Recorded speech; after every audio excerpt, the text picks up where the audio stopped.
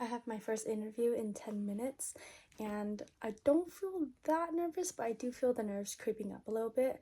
I did practice a lot yesterday and the day before, but when there's so much pressure, I do stumble a lot on my words and thoughts. So I think if I can answer the first question confidently, then the rest of it will go a lot smoother.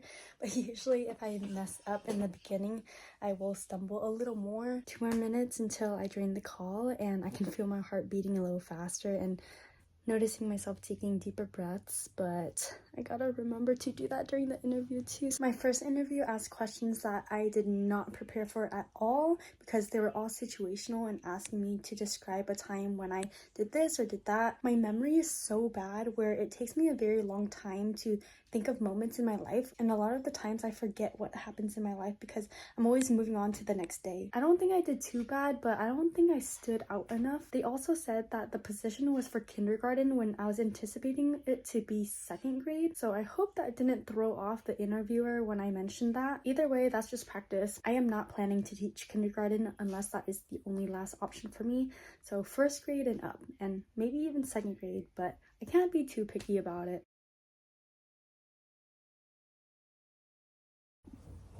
Here we go. I do not look awake.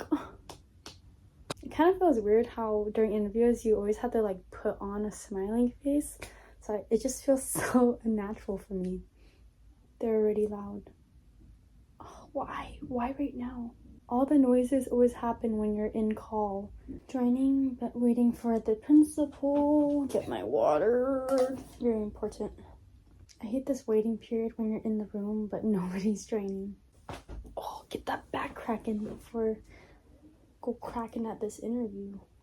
Thank you so much for your time. I think that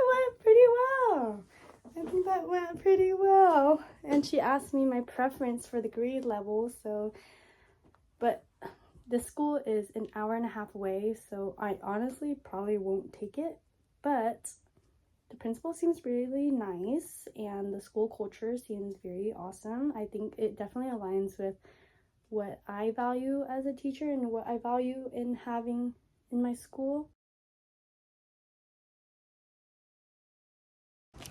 This is my first in-person interview. I had to drive an hour and 15 minutes to get here. The district is connected to the elementary school and I'm a little lost on where to go. So it's 10 minutes until my interview. I don't know where I'm going.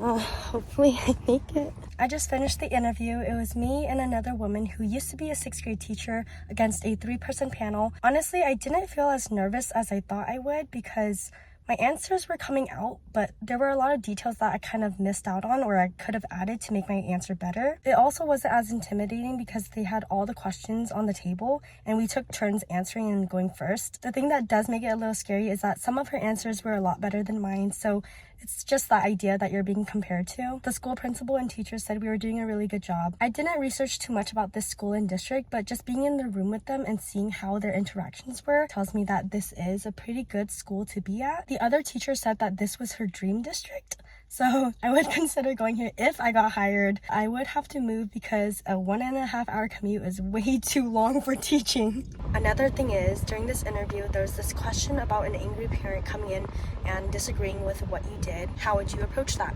And I did mention a very specific moment during student teaching when a student had a huge behavior issue, went under the table and was screaming and distracting the entire class, and I gave a consequence.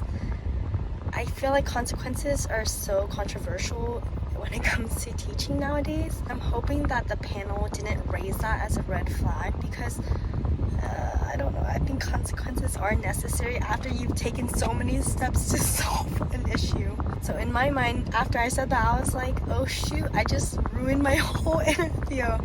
But it seems like they still like me, or at least like us. I know a lot of teachers can relate to moments like that too. There was a teacher on the panel and I'm sure the principals used to be teachers, so I'm sure they can relate. But will they agree with that practice? I don't know. I had my third interview today. It was originally supposed to be 8 a.m. at a spot that's 2 hours away, but luckily they switched it to remote. So I was supposed to have 2 interviews in that same area, but I ended up canceling the second one because I didn't want to make the drive, especially because it wasn't a priority to even work there if I got accepted. But after this interview, I really like one of the principals, and she makes it seem like such a good environment to work in. My responses came out a lot more fluid this time, and it seemed a lot more genuine, except there was one question that kind of threw me off. That question was, what do you expect out of your students? I couldn't figure out a third one on the spot. They moved on with the questions and let me return to it at the very end, but they forgot to have me answer that last part since I took a long time to ask them questions and have a response from them. Their school does remind me a lot of the site that I was at student teaching because there's a lot of disadvantaged students there too. They asked me how soon I'd be able to commit to a school. I told them that I've turned in a lot of applications and haven't heard back from a lot of them yet, so I said 1 to 1.5 months. The likelihood of me going there is pretty low because I'm not ready to move up north. That's 2 hours away, but I would be willing to move down south. They asked me for my grade level preferences too, and I said 2 to 4, and I would be willing to do 1st or 5th, but more willing to do 1st since I am a newer teacher, and I'd be able to hone in on my classroom management skills over like doing that and the curriculum, because I think 1st grade is a little easier to learn. But one of the principals did mention, how would you feel about 3rd? And I said, oh, I love 3rd because that is the grade that I was put in for my preclinical experience. The interview went well. I didn't get nervous for it at the beginning or throughout, so this is a good sign. I do think that my answers need a little more depth. I can never say that word. I haven't heard from HR about the school in my recent interview, so this school I might consider. I did get rejected from my dream district. I didn't even get offered an interview for it either, but it's okay. Honestly, it was something that I wanted, but there's no point moping about getting rejected. All I can do is look forward and hope that someone will take a chance on me. I've been spending a lot of my days just applying to different school districts. I applied to over 30 so far, maybe even over 40, and it's starting to get to my head that I'm not hearing back from a lot of schools, because even with my previous interviews, they said that they would get back to me within a week, and no contact as to whether I'm rejected or whether I'm accepted. I'm pretty sure that just means that they took someone else in. I'm starting to kind of lose hope. I know it's only been like a full month of applying, but school starts in like 2 more months. No, 1.5 more months. And I'm not hearing anything. I don't know if it's because I need to take another test for the English learner authorization, because within my credential, it says that I have this thing called ELAM. The one that is mostly accepted is like C-clad. I'm pretty sure mine counts as an English learner authorization though. Dude, I am not in a testing mood or mode. Not having structure in my life right now is really getting to me. Like, I thrive off having structure. In the back of my mind, I always think that everything's going to be okay, but I need security, and I need to feel like right now it doesn't feel like there's anything to grasp onto. I'm starting to get scared that I won't even get a job for the next school year. If I don't, then I'm gonna try to substitute teach more, and I also still work as a behavior technician, picking up, so I'll just need to pick up more work. I really want my own classroom, and I just want to have that first year experience. I actually feel like I'm in the dumps right now, and I just feel really sad inside. I know that some people get hired a couple weeks or even just a few days before the first day of school, but playing that waiting game is not fun at all. I know it's better to not rush it and just accept any district that accepts you, but at this point, I'm desperate. They're desperate. Make it happen. I don't know what everyone's talking about when they say that there's a teacher shortage, because schools are letting teachers drop like flies. And even though I see some posts on EdJoin, I'm not hearing anything back.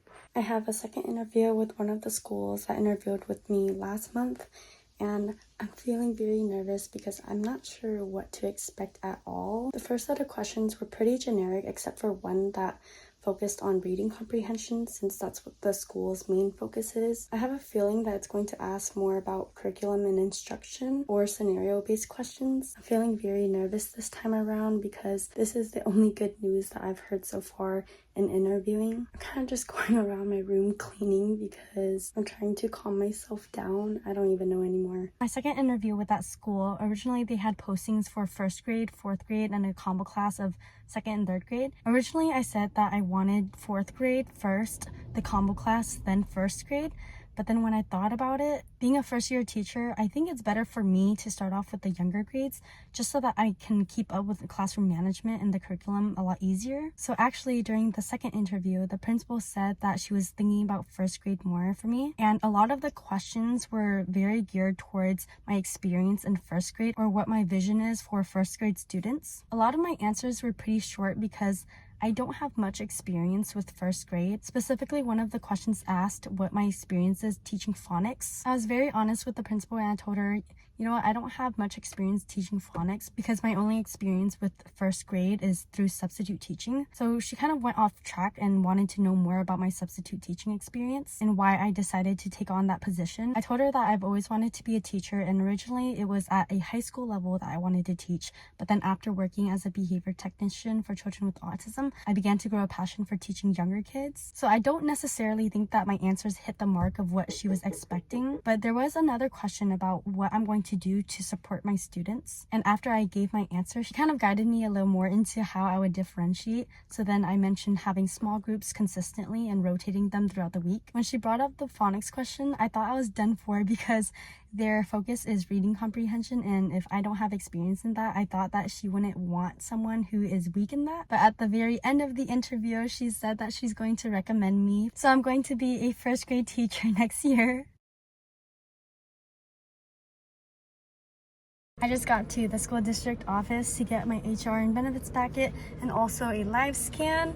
I got really lucky because this is the last week that the district is going to cover the live scan cost. Now I'm going to go to get my physical clearance. It's so surreal that this is happening. I really thought, even just last week, I really thought that I wasn't going to get a job, and I was preparing myself by making sure that I had a substitute teaching job for next year too. I really lost all hope because I wasn't hearing back and I kept hearing rejections. It's only been a month of me trying to look for a job, and I think that's very impressive already because if anything, I thought I was going to get hired like a few days before school, which would be the worst case for me because I panic a lot. I'm so glad that I have this security now. It's going to be a very transformative year for me because 1st year of teaching, I'm most likely going to move out. This would be my first time ever away from home. I don't know how to cook. I don't know how to adult. It's crazy to me that in a month and a half, I'll be in charge with about 20 little kids. I just signed my contract to be a 1st grade teacher, and they said it was a probationary contract, which means that after 2 years, I'd be able to become a permanent teacher if my evaluations are good enough. This is so exciting because I've worked really hard to get to where I am now. Every new step always feels like the hardest one for me. I've been trying to plan out like how I want my classroom set up and what routines and procedures I'd want. There's a lot to think about, and it feels like very overwhelming because it feels like I have to get everything thought out before the school begins, but I know I'll learn throughout the year, and that changes are okay to have because you're learning what works and what doesn't work for your students. Please let me know what else I should think of before the school year begins in the comments.